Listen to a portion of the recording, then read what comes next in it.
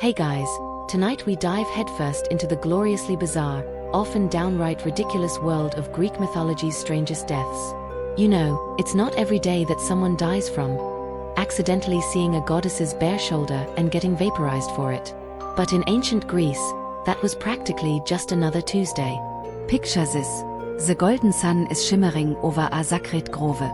Birds are chirping, bees are buzzing. Nature is having a good hair day.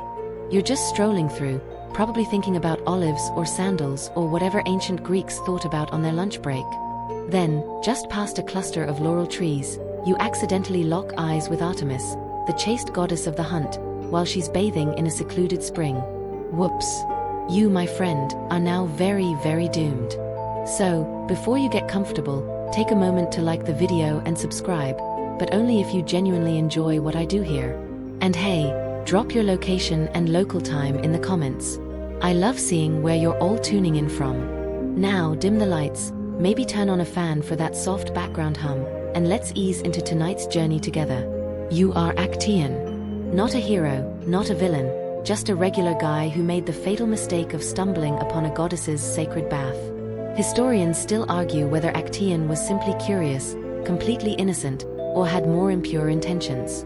But regardless, Artemis did not appreciate the surprise audience. And being a goddess, she didn't scream or hide. She just transformed you into a stag. Yup. No long speech. No dramatic music. Just poof. Now you're Bambi with a beard. The real kicker? Your own hunting dogs don't recognize you. They smell prey, not their master. And so, barking and snarling, they chase you through the forest. Those very same woods where you once hunted together. You run, hooves clattering over rocks, antlers catching on low branches, heart pounding in your now very dear chest.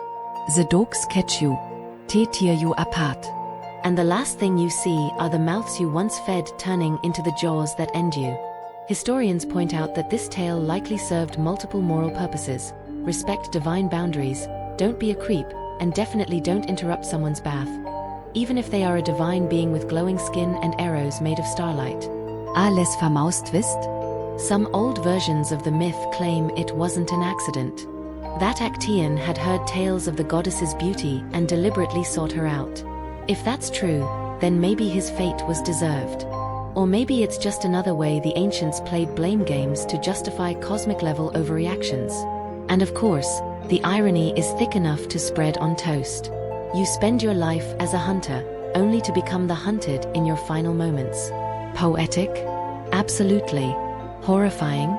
Even more so. This tale has echoed through centuries, a soft reminder whispered by rustling leaves and distant howls. In Greek myth, sometimes death doesn't come from war or monsters. It comes from a casual afternoon walk, an unfortunate glance, and a goddess with zero tolerance for peeping toms. Now, as your spirit drifts somewhere between Olympus and the underworld, you might be wondering, was there any way to avoid this? Maybe. Don't wander off trail. Don't bathe in sacred springs. And for the love of the gods, never startle an immortal with a bow. Because in Greek mythology, death is rarely fair, but it's always spectacular. You wake up in the middle of a golden banquet. There's music playing, lyres strumming softly in the background, the clinking of goblets, and a general air of divine merriment. You raise smiling. Life, well, afterlife, is good. Then someone tells a joke. A really, really funny one. And just like that, you die. Yes, you literally laugh yourself to death. This strange demise belongs to a lesser-known character named Zeuxis, a Greek painter. Now, he wasn't technically part of the gods' inner circle, but his legend got swept up in mythological retellings anyway, because the ancient Greeks had a morbid sense of humor. Zeuxis was commissioned to paint an image of Aphrodite, the goddess of love, but his patron insisted her face be modeled after a very old woman.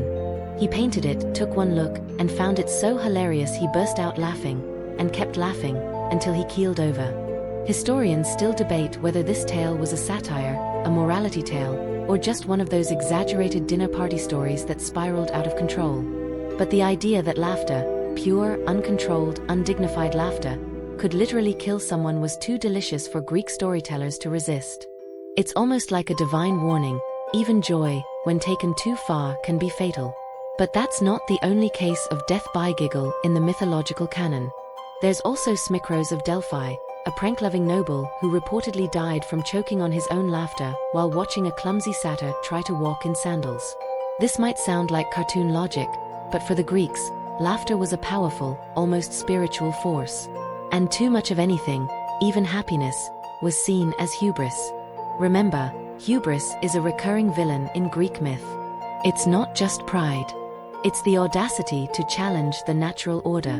To laugh too hard, to boast too loudly, to fly too close to the sun.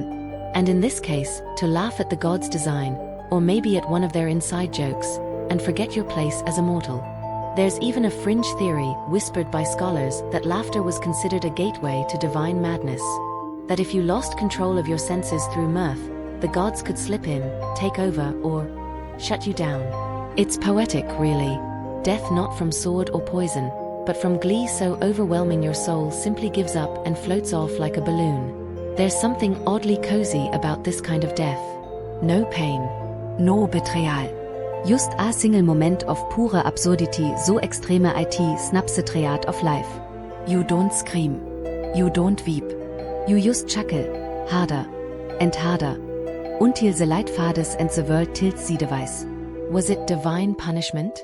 A cosmic punchline? Or simply a warning that not every joke lands well with the fates?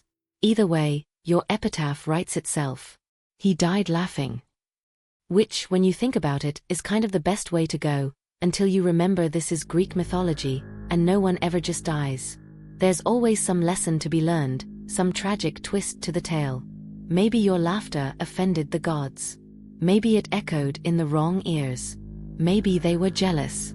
So next time someone tells you a killer joke, maybe take a deep breath between giggles. Just in case. You are King Diomedes of Thrace, and you have a hobby that's, let's just say, not exactly pet-friendly. You keep horses. Not the ordinary kind, the majestes, grasmunching, nai varity. No, your horses are flesh-eating. Carnivoros. Trained to devour your enemies. And occasionally, your dinner guests. It's a quirky little setup you way got going. People fear you. The horses love you. And your enemies? They have an extremely short life expectancy. But then Hercules shows up. As part of his 12 labors, Hercules is sent to capture your mares, the mares of Diomedes, as they'll come to be known in song and scroll. He's probably thinking, cool, another fetch quest. I've already done lions and hydras. How bad can horses be? Spoiler. Pretty bad. Historians still argue whether these mares were literal or symbolic. Were they actual beasts bred for war? Or metaphorical representations of a tyrant's bloodthirsty rule? Either way, your time as their proud owner is running out. Here's where it gets wonderfully ironic.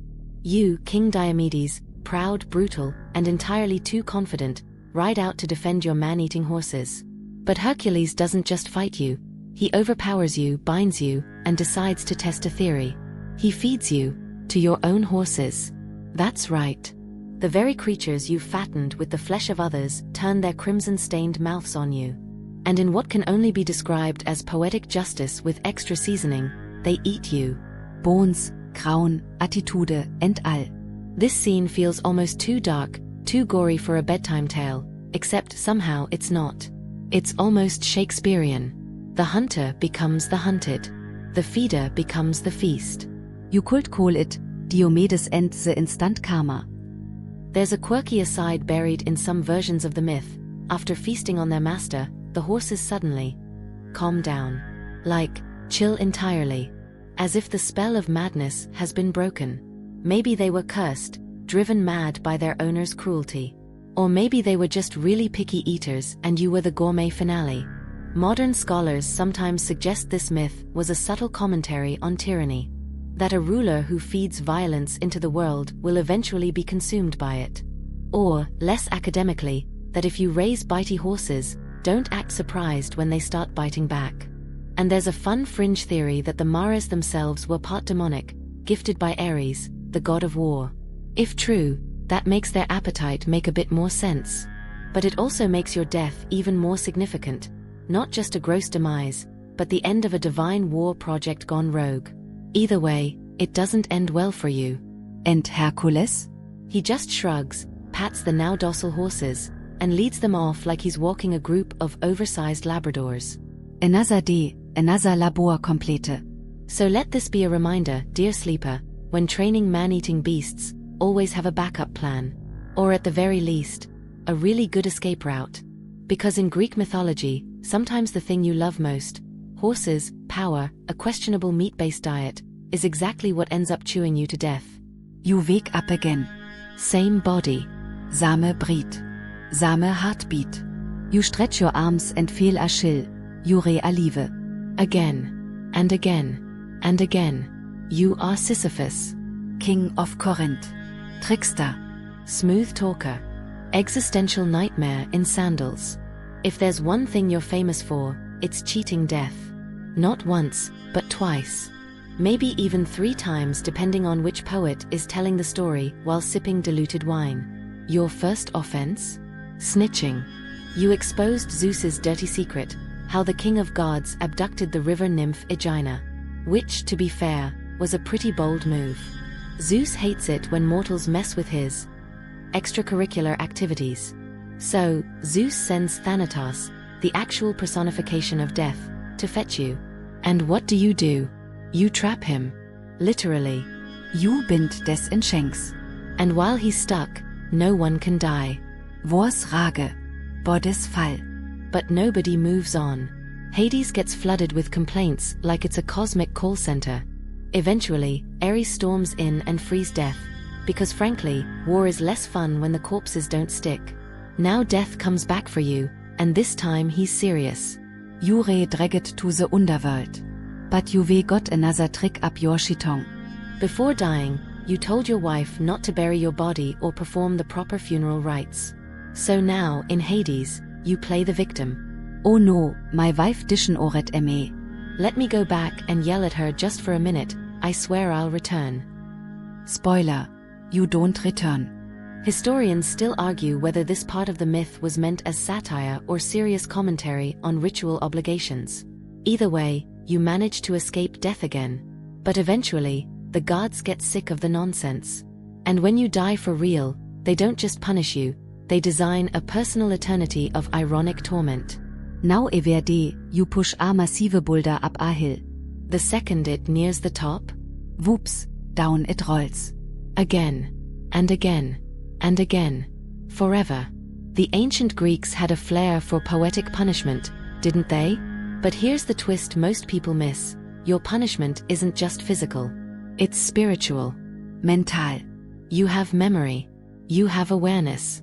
You know it's pointless. And you keep doing it anyway. That, right there, is what makes it tragic. Modern philosophers adore your story. Albert Camus even called you an absurd hero. Someone who keeps going despite knowing there's no happy ending. The gods thought they were punishing you. But maybe, just maybe, you've beaten them again. Because while you toil endlessly, they're up there. Watching. Bored. Predictable. Divine. And you? You re-alive. In a way. You feel. You think. You work. In a mythological landscape where most people die from pride or snakes or flying too close to things, you're the one who turned death itself into a chore. There's even a fringe version of the myth where Hades offers to forgive your sins if you push the stone up just once. And in that version, you almost make it. Almost. But the boulder slips, and you smile. Because the struggle is the point. The refusal to surrender. The middle finger to fate, rolled up in stone.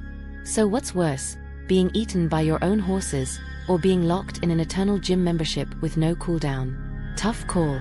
But one thing's certain, you, Sisyphus, are the king of the long game. And your death is less an ending, and more of an infinite loop. It's cold, damp, and eerily silent. You take a hesitant step forward, your sandals sliding slightly on the smooth, moss-covered stone. Torches flicker on the walls, casting warped shadows that seem to move faster than you do. Enten, terische is. You lock eyes with a woman whose hair is made entirely of snakes. Big mistake. You're not a villain. You're not a hero. You're just a poor sap named Perseus, Or, if you're unlucky in this version, some anonymous soldier, hunter, or unlucky sailor, who made the fatal error of getting just a little too curious. And now, you're about to become an unsolicited statue in Medusa's rock garden.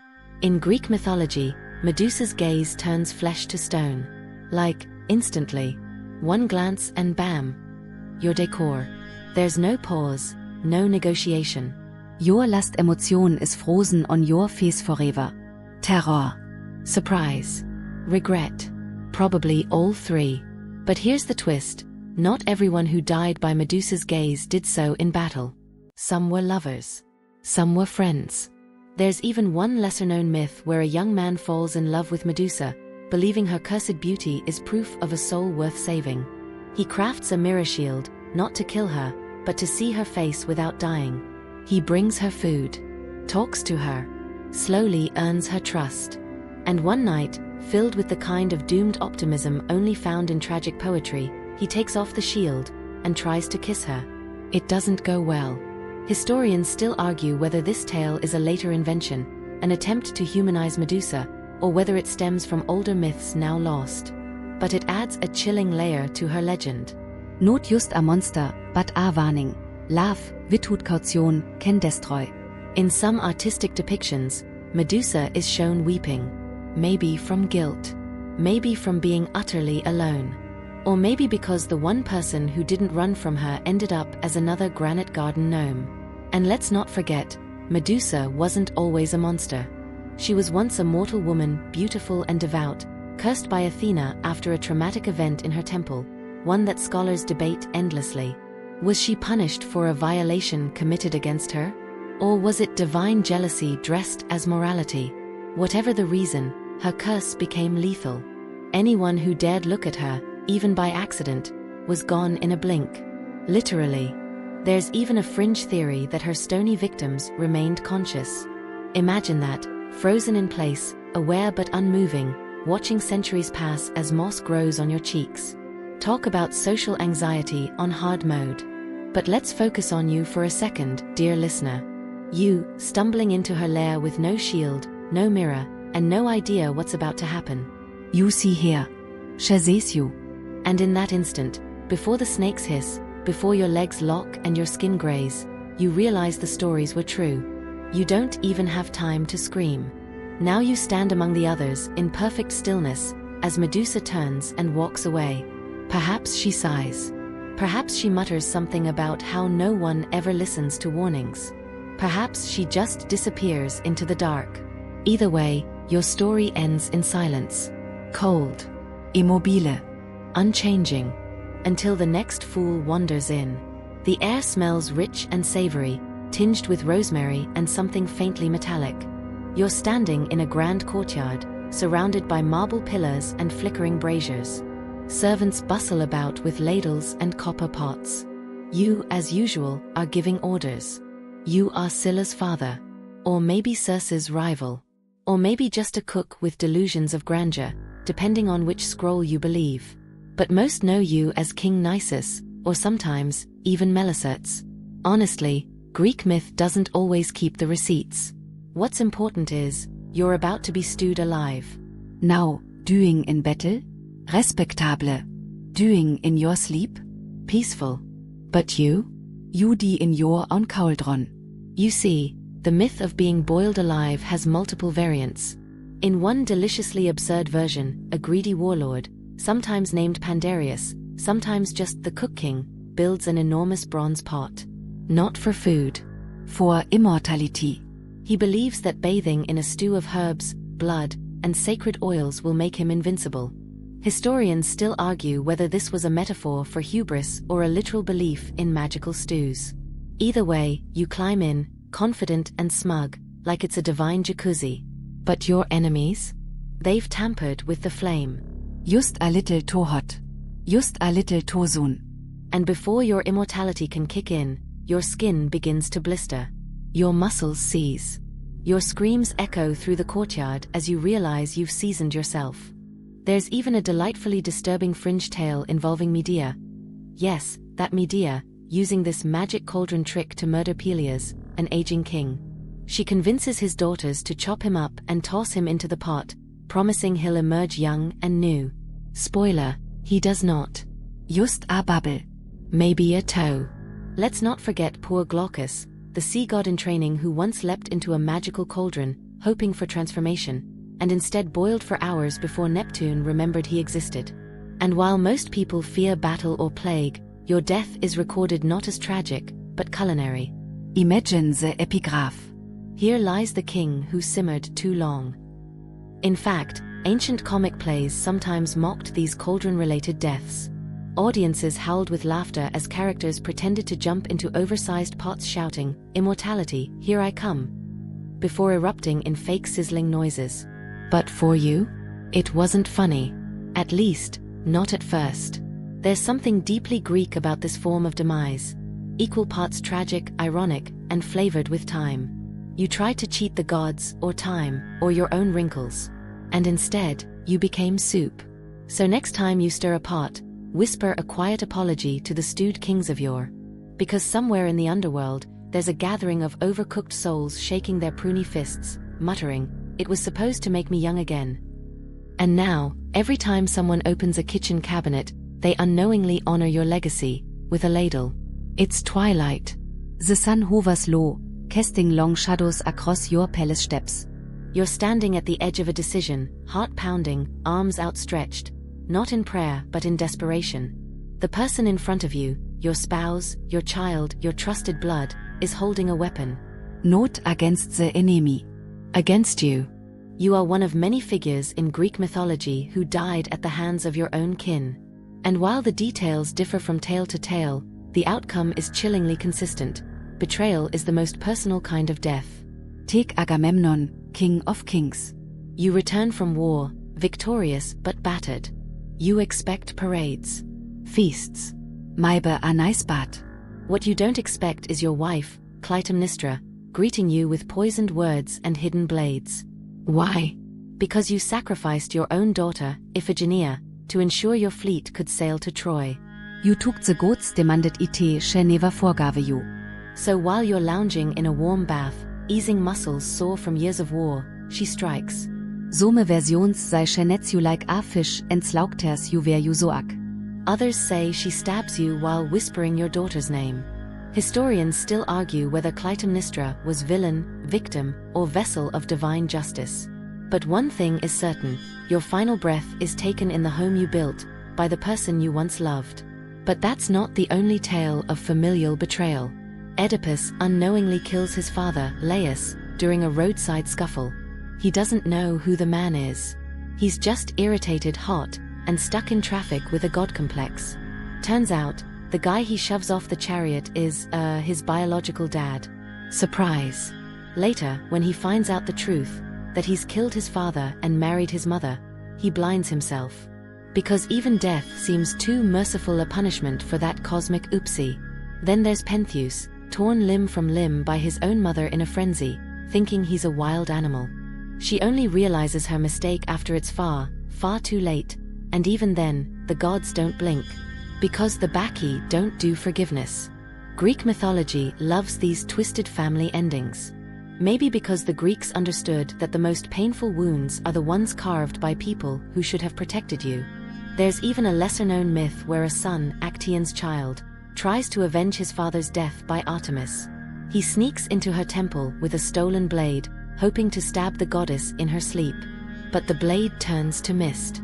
And Artemis, without anger, simply breathes once, and he collapses, lifeless, never even leaving a mark. Some scholars say these stories reflect deep fears about dynastic politics. Others say they're morality tales about ego, loyalty, and the tragedy of miscommunication. And some fringe thinkers suggest they're just ancient tabloid fodder, royal slain in palace shocker, wife and axe involved. But you, whoever you are in this moment, are yet another soul undone by trust. Not by war, nor plague, nor divine curse. Just a soft voice. A familiar face. A blade that comes a heartbeat too late to stop. And so you fall, not in glory but in silence. The walls of your home witness it. The pillars stand still. And the fates, snipping thread after thread, don't even pause. Because in this world, love and des are neighbors. You're standing in front of a sealed jar. Not very large. Not very threatening. Just there. A simple container with a tight lid and an ancient aura of do not touch. But you touch it. You are Pandora. Crafted by the gods, sculpted from clay, breathed into with life and grace, and gifted with, well, a dangerous sense of curiosity. They say you were made as a punishment for humanity after Prometheus stole fire from Olympus. Not fair, really. You didn't ask to be created. You didn't ask to be the mythical fall girl for all of humankind. And yet, here you are. Holding the jar. Yes, jar, not box. That Pandora's box thing is a mistranslation. The original Greek word was pithos, which means a large storage jar, like the kind used for wine, grain, or, apparently, cosmic suffering. You tilt your head. Jure alone. No instructions. Just that little voice in your head saying, what's the worst that could happen? And so, with a soft tug, you lift the lid. Boom. Out rush all the world's miseries. Disease, despair, famine, war, heartbreak, TikTok algorithms. Okay, maybe not the last one, but you get the idea. Invisible and unstoppable, they scatter like sparks from a firework, darting into every corner of the earth.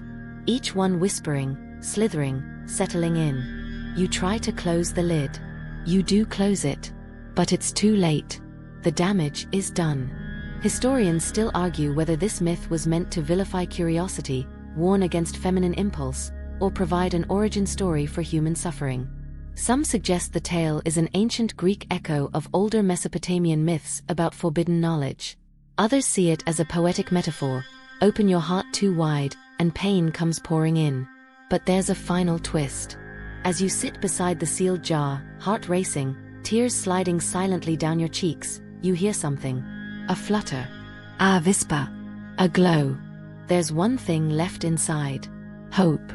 You peer into the jar, and there it is, soft, golden, fragile, glowing faintly like fireflies on a warm night. The last to leave. Or perhaps the one that never leaves. Some say you're too afraid to let it out. Others say you do, and that's why humanity survives everything else. Fringe philosophers debate endlessly. Is hope a gift or a curse? Is it comfort, or just another trap? Is it a placebo the gods left behind so mortals wouldn't riot? Doesn't matter now. Because you've already changed the world. And you're this? Well, in most versions, you live on. But in others, darker, stranger versions, you fade slowly. Not from poison or punishment, but from sorrow. From knowing what you vedone. From becoming the mother of all our misfortunes. It's a different kind of death. Not of the body, but of innocence. And now, every time someone opens something they shouldn't, an ancient scroll, a cursed tomb, a suspicious email, they're reenacting your moment. That flicker of curiosity. That little tilt of the lid. Because in Greek mythology, the most terrifying deaths don't always involve monsters or swords. Sometimes it's just you making a choice. And ten living with it. You unwrap the gift slowly. It's soft, folded delicately, smelling faintly of smoke and rosewater. A tunic, woven beautifully, dyed deep crimson, embroidered with golden thread. It looks like love. Feels like forgiveness. You smile. Maybe she really does still love you. You are Heracles. Or maybe in this version, you're just a man who once strayed too far, whose wife grew tired of whispers and doubts. Either way, you're about to put on a poisoned shirt. This is the tale of the tunic of Nessus, a garment so infamous it deserves its own fashion label, Greek tragedy couture. The backstory? You once saved your wife, Diana, from a centaur named Nessus. During the rescue, you shot him with a poisoned arrow, tipped in the venom of the Lernaean hydra, deadly stuff. But Nessus, even in dying agony, wasn't done scheming. As he bled out, he whispered to Diana, "If ever Heracles' love wavers, take my blood. Soak a robe in it. Give it to him. It will make him love you forever." Of course, he didn't mention the blood was laced with hydra venom. But why dwell on details? So, years later, when the rumors start, that Heracles has found someone else, that he's sharing more than just labors with another woman, Diana panics. She wants to win him back. She remembers the love potion. She dips the tunic, wraps it carefully, and sends it off with a note and a hopeful heart. And you? You put it on. At first, it's warm, comforting. Then it starts to burn. Not metaphorically, literally. The fabric fuses with your skin. You scream. You claw at it. But it won't come off. The poison seeps into your bloodstream like fire, eating muscle, twisting nerves, peeling you from the inside out. Historians still argue whether Heracles' death was a moral tale of hubris, or a commentary on the price of love gone wrong. Some even think it reflects early myths about volcanic death, with the fire of the poison standing in for a sacrificial pyre. Because that's what you eventually do. When the pain becomes unbearable, you climb a mountain, Mount Eta, to be exact. You build your own funeral pyre. You lie down on the wood, still smoldering, and ask someone, anyone, to light it. No von dares. Until philoctetes steps forward. He sets the flame. And you, once a demigod who wrestled lions and held up the sky, burn. But in typical Greek fashion, your story doesn't end with ash. The gods, perhaps impressed, or feeling guilty, pull your soul from the smoke and grant you immortality. You ascend to Olympus, marry Hebe, goddess of youth, and become a literal god. The pain, the betrayal, the flesh-melting horror? All forgotten, or at least, covered in divine gloss. Still, that tunic remains. A symbol of love twisted into vengeance. A reminder that the people who love us most can sometimes do the most damage, especially when misled by dying centaurs. There's a lesser-known version where Deianira, upon realizing what she's done, throws herself into a river and drowns. Whether out of guilt or grief, her death becomes part of your tragedy, tangled in a love that tried too hard. So next time someone offers you a handmade gift with a strangely pungent smell, maybe test a corner first. Because in Greek mythology, fashion can kill. And sometimes, the most beautiful clothes are soaked in sorrow. The candlelight dances on the cave walls. You're holding a torch, your fingers trembling slightly, not from fear, you tell yourself, but from anticipation. You've made it this far. Past the lion, the riddles, the gates. All that's left is one final moment. One final check. And yet, you fail. You are Orpheus.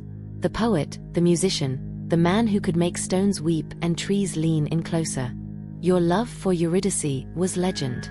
Her death, sudden and unfair, left a gaping wound in your heart and a song in your mouth so sad it made Hades himself weep. Yes, that Hades. No one escapes the underworld.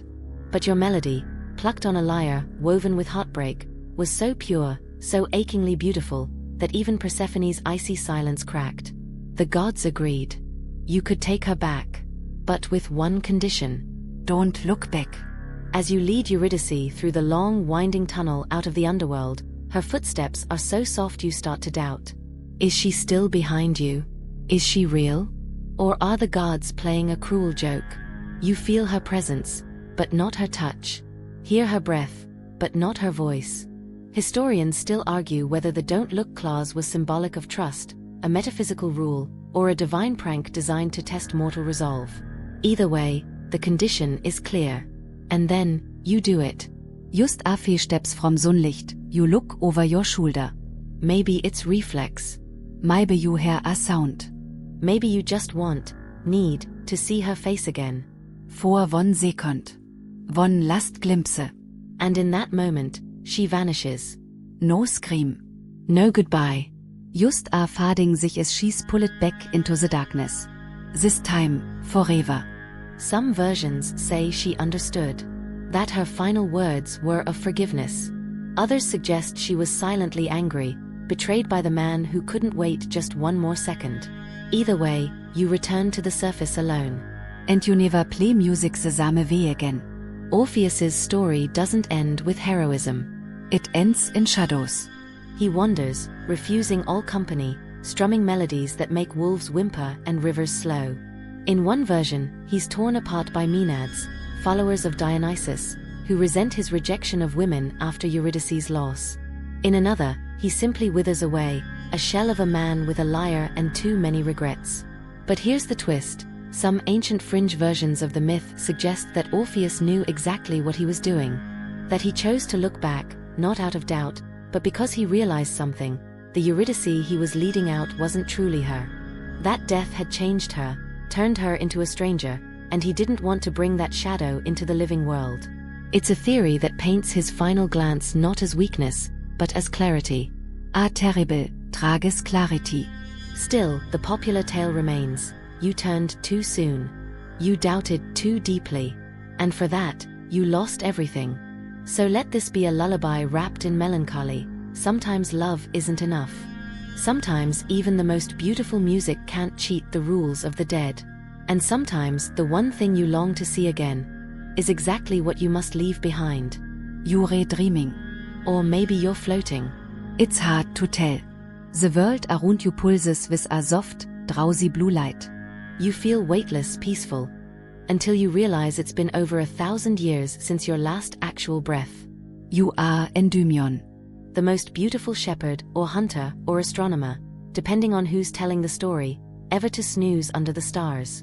You didn't fight any wars. You didn't slay any monsters. You didn't trick gods or flirt with sea witches. You just looked really, really good while sleeping. Which, as it turns out, was a problem. Selene, the moon goddess, sees you dozing under a tree one night and, bam, she's in love. Not casual, I like your vibes kind of love, but obsessive, divine love. She watches you every night, her silver light caressing your face, whispering your name to the stars. And then, because she can't bear the thought of you aging or dying, she puts you to sleep. Forever. Some say she asked Zeus to grant you eternal slumber.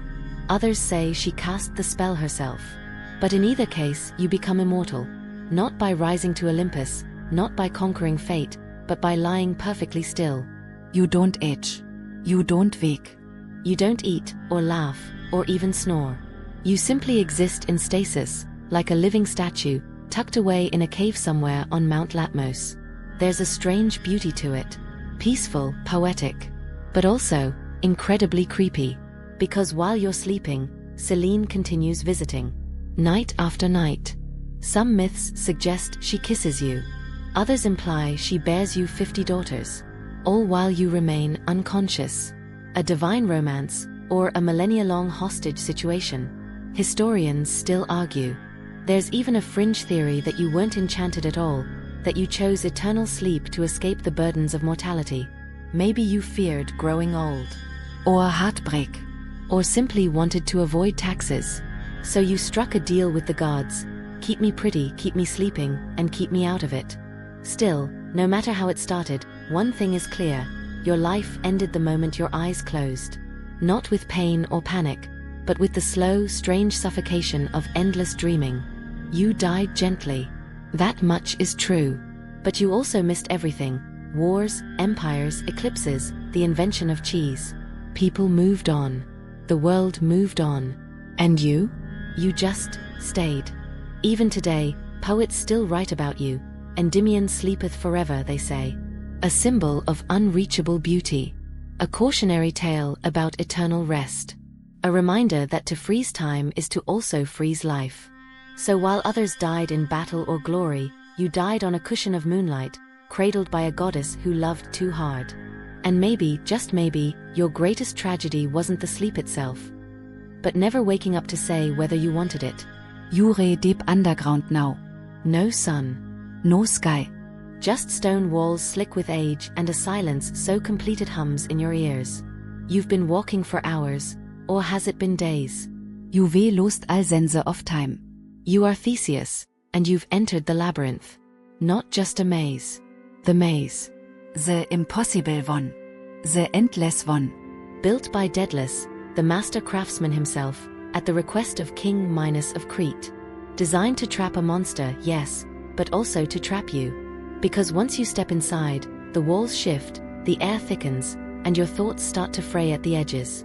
Your goal is simple. Kill the Minotaur and escape. Hero stuff. Classic. You've trained for this. Brought a sword. A ball of triad from Ariadne, the king's dowcater. She told you to tie it to the entrance. Smart girl. Gorgeous, too. And for a while, it works. Jus Lesebiest, half Mann, half Bull, allrage. The moment is brutal but brief. A flash of silver, a cry, and then it's done. You breate. You weep your blade. You follow the triad back out. Or, you should have. See, some versions say you dropped the thread. Others say you forgot it entirely in your excitement. Or maybe, just maybe, Daedalus had built in a trick. Once the monster was dead, the labyrinth rearranged itself.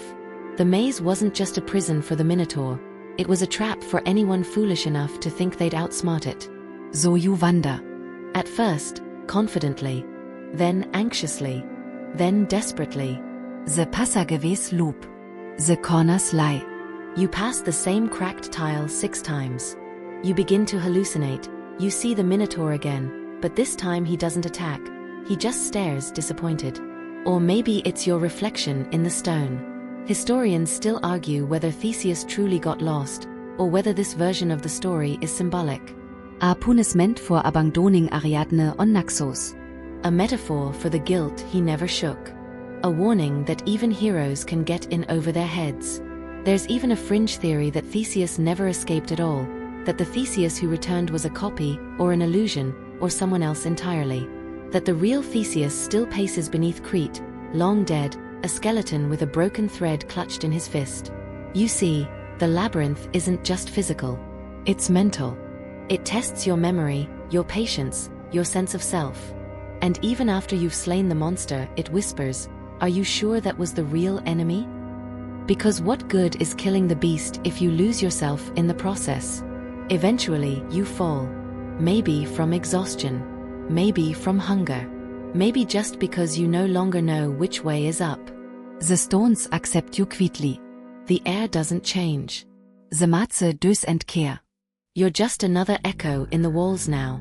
And outside, in the world of sun and wine and gods, no one remembers how you died. Only that you might have survived. So the next time someone calls you a hero, remember, not every sword swing ends in applause. Sometimes, it ends in silence. In a twisting hallway. With nothing but thread and regret. The sun is high. The marble stairs gleam beneath your sandals. You are a king. A warrior. A legend in the making. And then, you slip. No battle. No ambush. Just one unfortunate step. You are King Aegeus, or maybe you're another victim of gravity in Greek myth, depending on which tragic misstep we're telling tonight.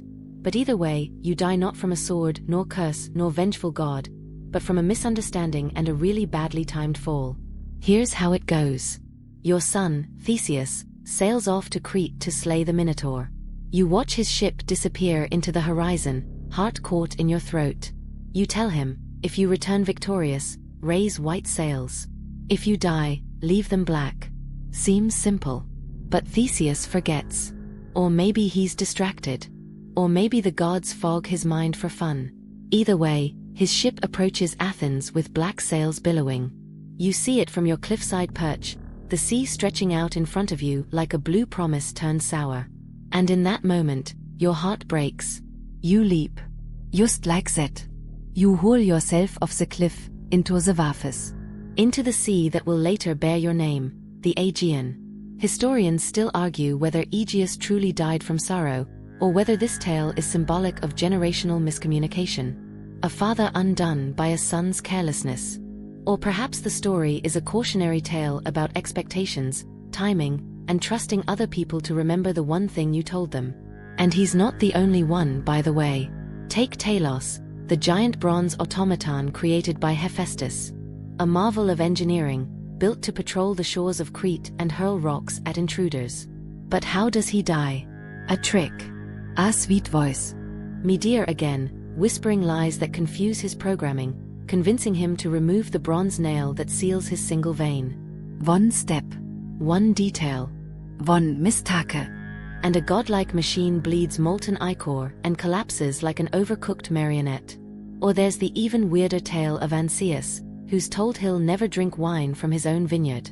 So what does he do when the wine is finally ready? He grabs a cup, raises it to his lips, and is immediately killed by a boar before he can drink. Technically, the prophecy held true. These odd, almost comedic deaths, the stumbles, the slips, the you had one job endings, aren't just punchlines. They're reminders that Greek mythology doesn't care how grand your plans are. You could have 1,000 ships, a dozen victories, and the gods on speed dial, and still be undone by a single oversight. There's even a lesser-known story of a famed athlete who wins every event at the Pythian Games, only to be crushed to death by a collapsing statue erected in his honor.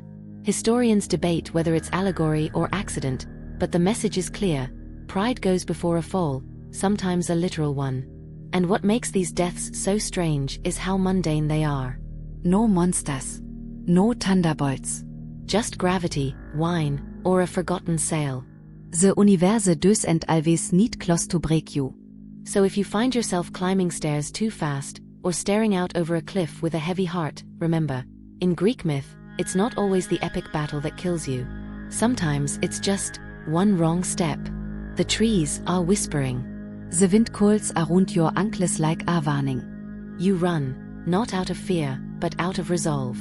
Because you we made your quase. You are Daphne. Or Syrinx. Or one of many figures in Greek mythology who decided that dying, sort of, was better than being touched by the wrong hands. This is the tale of transformation as escape.